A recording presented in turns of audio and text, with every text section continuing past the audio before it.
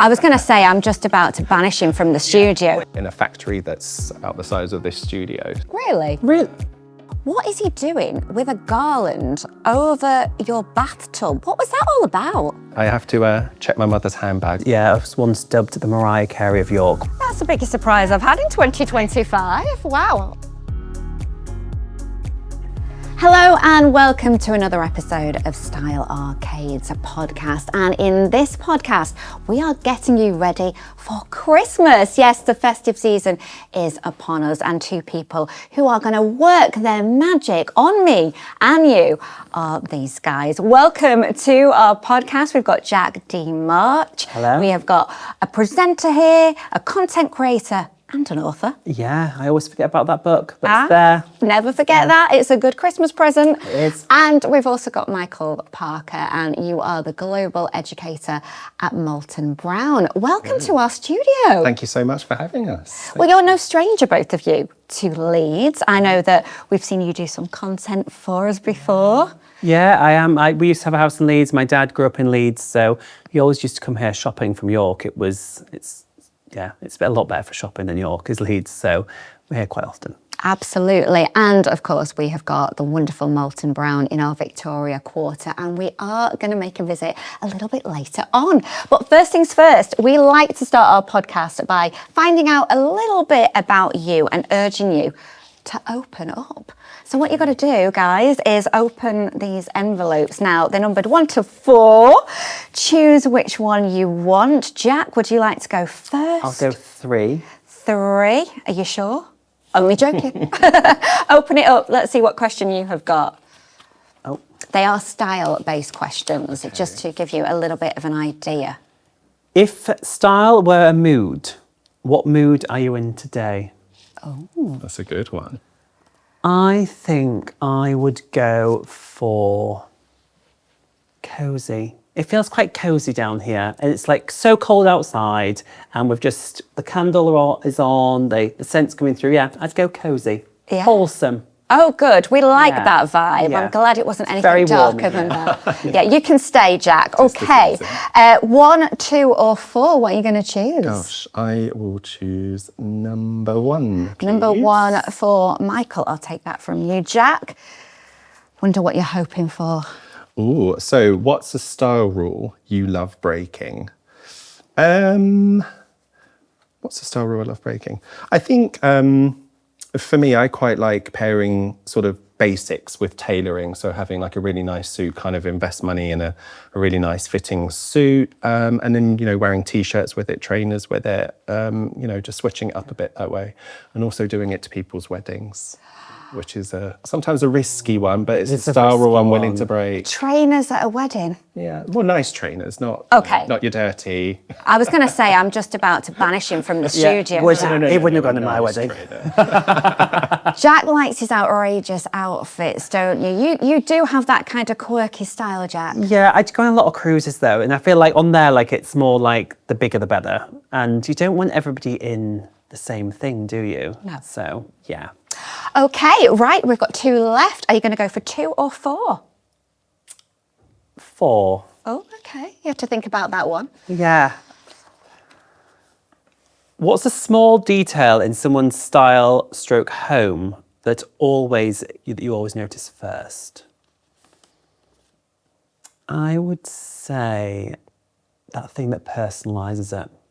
So you can buy something off the rack, or you can buy something off a shelf, but it's that how they've styled it and how they've made it personal to them.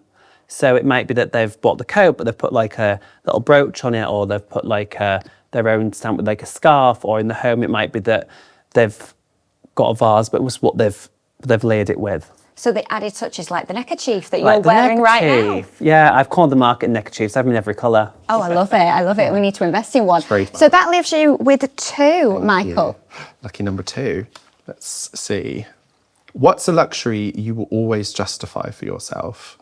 I think for me, it's statement coats. Yeah, I think it's important in winter, even if you have the nice suit on, or even if you're just, sort of dressed down, going to the supermarket, a nice coat is going to, make you feel great. Well, in winter, it's your whole outfit, isn't it? Yeah, exactly. I would have That's what said coats people as well. say. It's your whole outfit It in is. winter. You do spend a long time in a coat, so I like that one. Now, we are talking about style. This is Style Arcades. It is a big part of both of your lives. Content creator, Jack. I'm always looking at your Instagram for advice. How did you get into home decor? So by trade, I'm an interior designer, and I bought my apartment at 23. So I was quite young, and I bought it by myself. So I started documenting the journey of doing it up on a smaller budget. So style steals. So like this wallpaper is £150, but I found one that's very similar for £15 a roll and stuff like that. And it sort of naturally grew. And then we went into lockdown, and I made a point of just not mentioning the whole pandemic. So, and people, my friends were baking and burning it. And I was like, how do you not know how to bake? Like my grandma taught me to bake at like a young age. So I was, scroll back to 2020.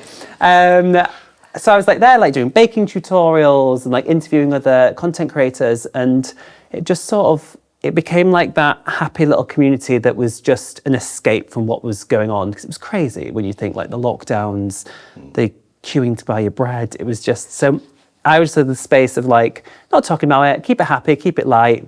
And that's when I just sort of like, it really took off. And now you've got everybody asking you for advice. What's it like with your friends? Are they constantly going, Jack, sort this out, or I've got this dilemma?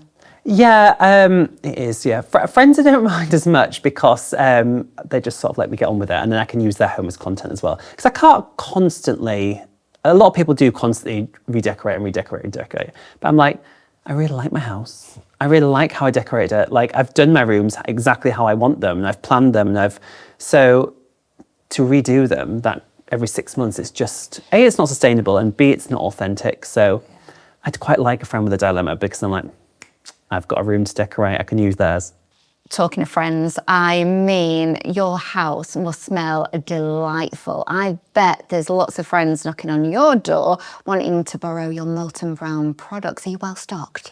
Yes, very well stocked. I think a wardrobe full is probably underestimating it. But yeah, I have to check my mother's handbag when she leaves on a visit. Let's put it that way. Now, how did you get into being a global educator? And what kind of things do you do, Michael? So I grew up working in retail and in various positions in different sort of, fashion and interiors and such. And fragrance had always been something that I've loved, has always been present, whether that's through candles or perfume and such.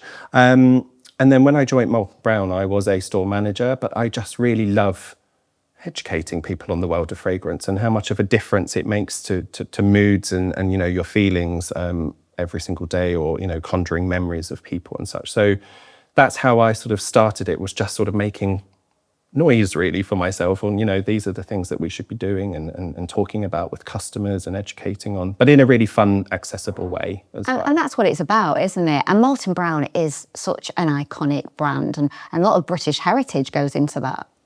Yeah, so Molton Brown has been around for over 50 years, which I think sometimes amazes people. It's really sort of stood the test of time. And I think the biggest reason for that is not only those memorable scents, those really iconic fragrances, which I'll show you later.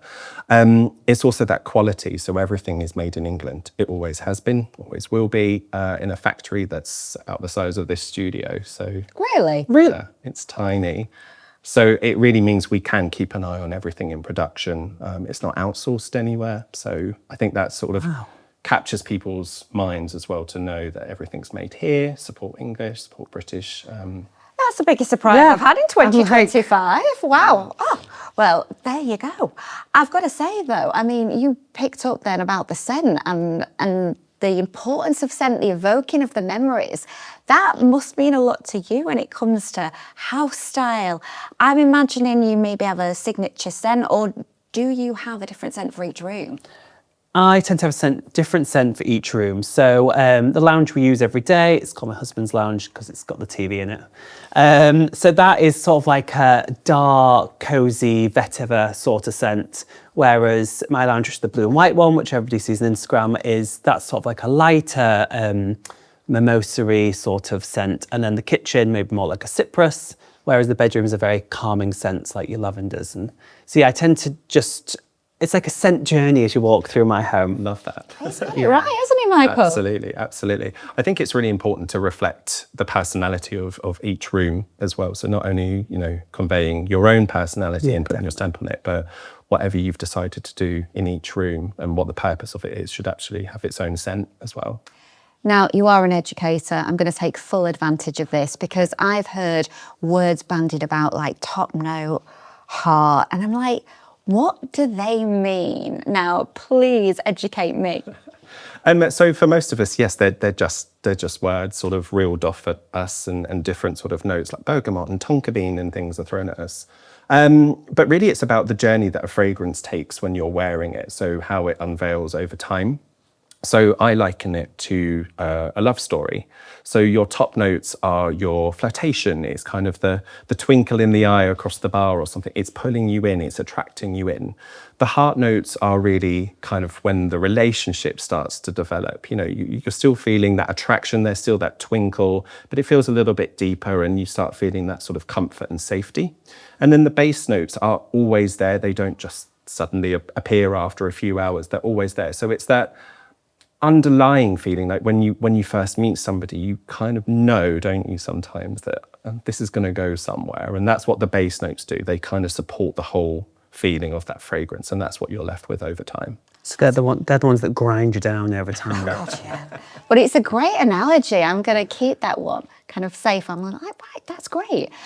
Busy time for you, though, Christmas, yeah? It's very busy, very busy. Yeah, I've got my my running shoes on, ready to hit the shop floor.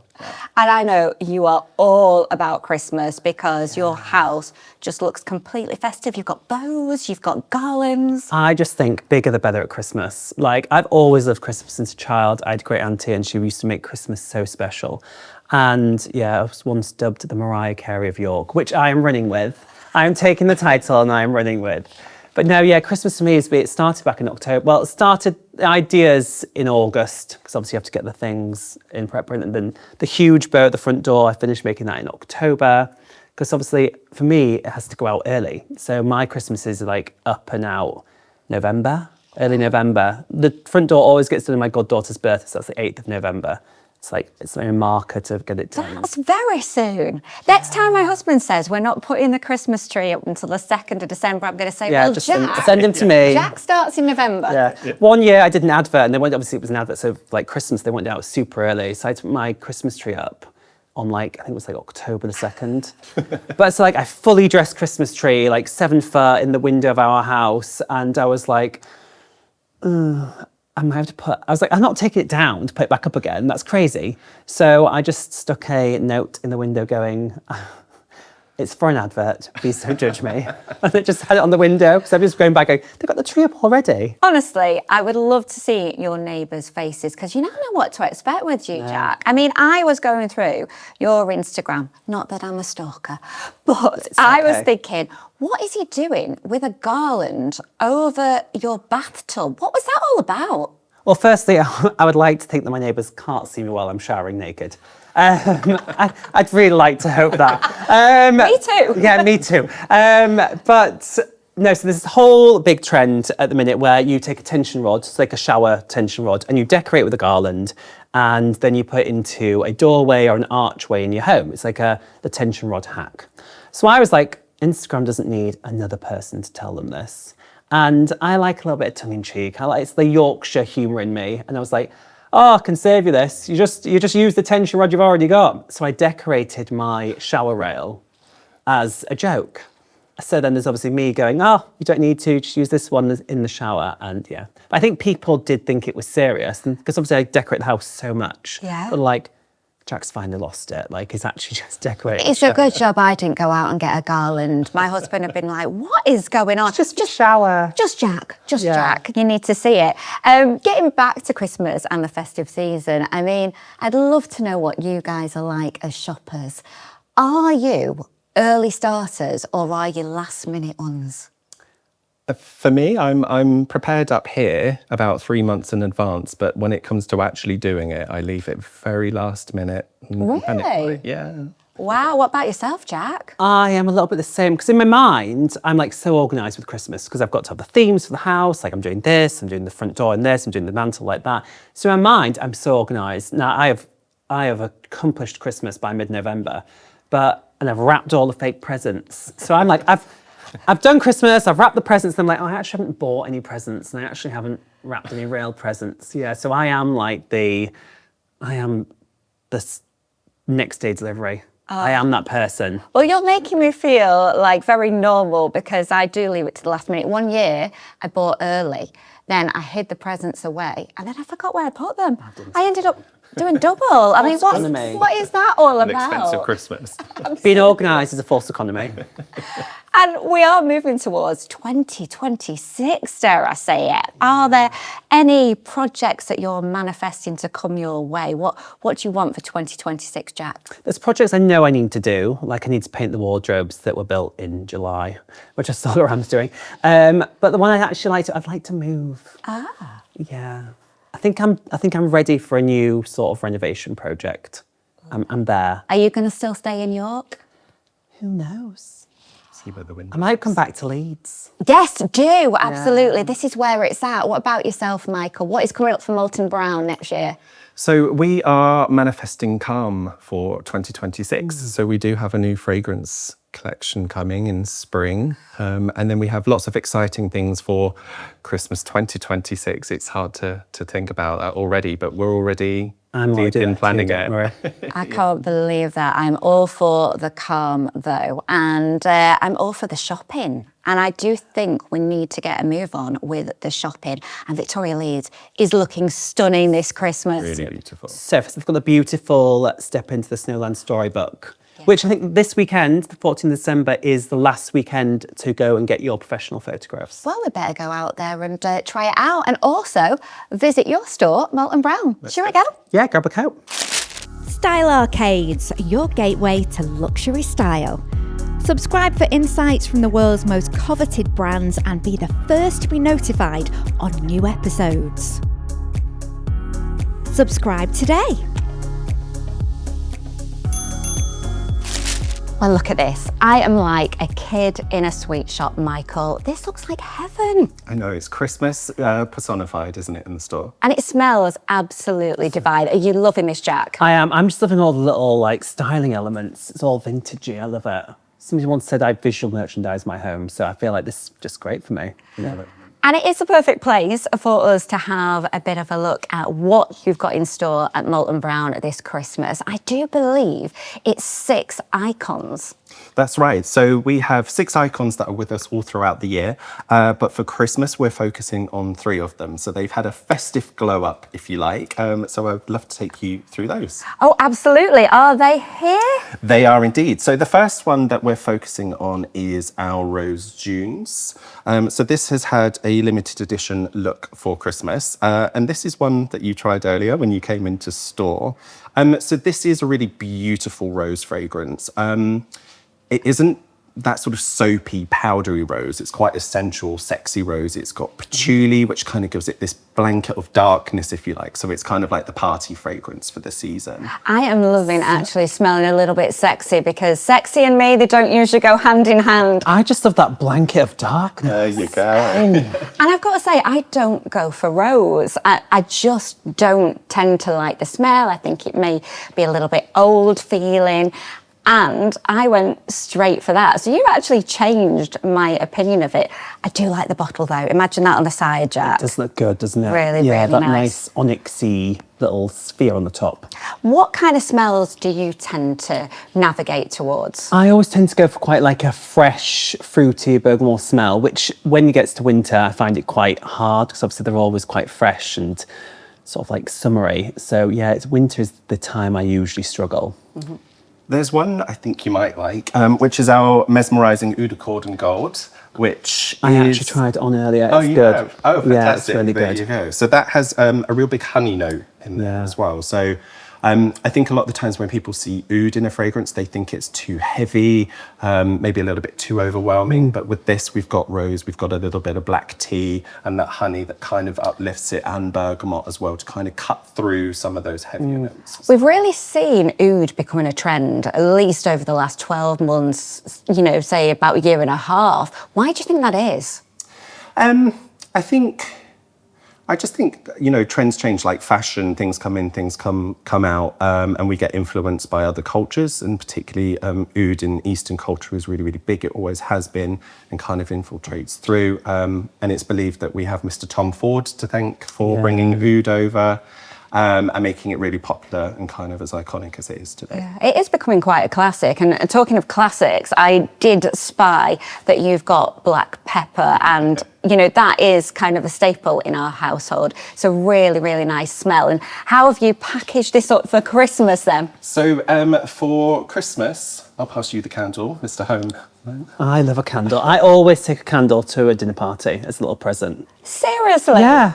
I feel like I'm doing it wrong. Do you not just take a bottle of something? Well, I take the bottle I want to drink, and there's like a host gift. Oh, do you know what? I might just throw a party so I can get a candle off you. Yeah. Don't be taking that anywhere. You know, you can't trust Jack. It does look lovely. Candle, so. It does smell great, to be fair. And is that the black pepper scent within the candle? Yes, absolutely. So we have a lot of our home fragrances that match the fragrances in the body washes, in the hand washes, in the EDPs as well.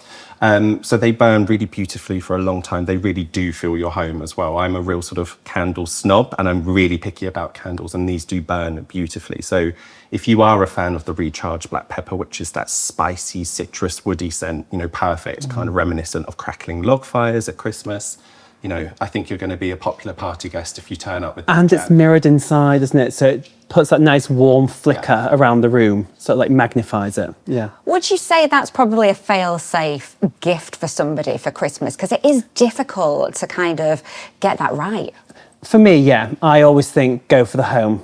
I mean, I would, but I think fashion and personal fragrance is very personal. So I think if you go to the home, there's so much here that you can. Obviously, there's different entry levels as well. That you can get the candle, you can get the soap, something that they're going to love and just elevate their home, and something that might not necessarily buy themselves. It's like a little luxury treat in their bathroom that they might not usually buy week to week, but they appreciate so much more.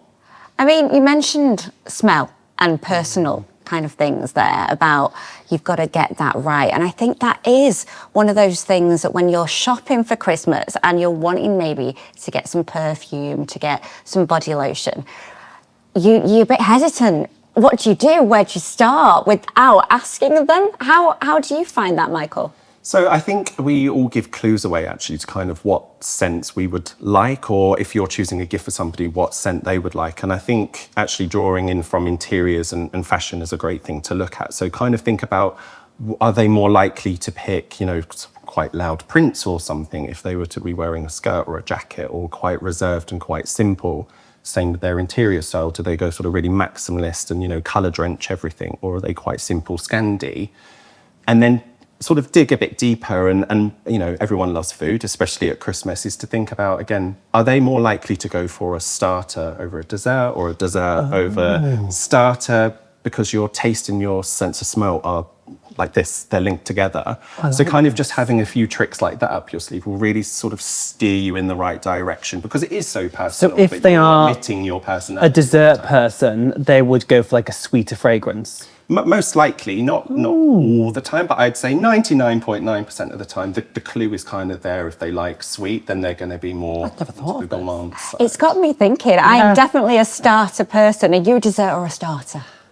I think I used to be dessert. I think it's more starter now. Depends where, though. Depends where. If I know that they've got like a really good pudding, I'll be like, oh, I'll go for pudding. See, he's an exception to the rule. Yeah. And also, I think with scents, it is about kind of the packaging. We've seen the look of it. The look is what you're all about with your home and your decor. Loving your outfit, by the way. Thank you. So have you ever been tempted to go for a scent because of the colour of its packaging? I know for a fact you're a lover of blue and white. So has that happened? I think that I can never compromise on, actually. Scent is not something I can compromise on because it's so personal. And I think that home fragrance is just as personal as scent. So I don't know, I can't know. Although I always have my washing up liquid in a clear little thing, 'cause I don't like it on the side, the plastic thing. So I do pick the scent of washing up liquid by the colour, so it looks right in my kitchen. And if I can't get it, I have been known to just drop a little bit of something in to dye it. I absolutely love that. It makes me feel like I need to up my game with my washing up liquid. But Michael, in all seriousness, have you found that people have done that and just colour matched? Absolutely, yeah. We see a great deal of customers come in. They actually don't mind what the scent is, which is really bizarre to me. Yeah. They have, their aesthetic for their bathroom is blue and white, so they have to have a blue hand wash and the matching lotion, or they have pink in the kitchen and they have to have pink. And the scent comes second. I just think buy a dispenser in that colour, and then you can decant the fragrance you actually like. Because you can have that scent on your hands and your skin all day, so buy the scent you like.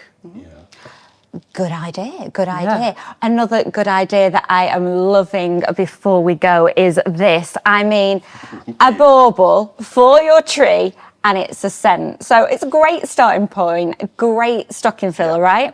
Absolutely. So the fragrance baubles are new for this year. They're so dinky, so cute. Really cute. They contain eau de parfum in there as well. So they're a really good gift. If you're not too sure maybe what to get someone, these are really, really sweet little table gifts or to hang on the tree.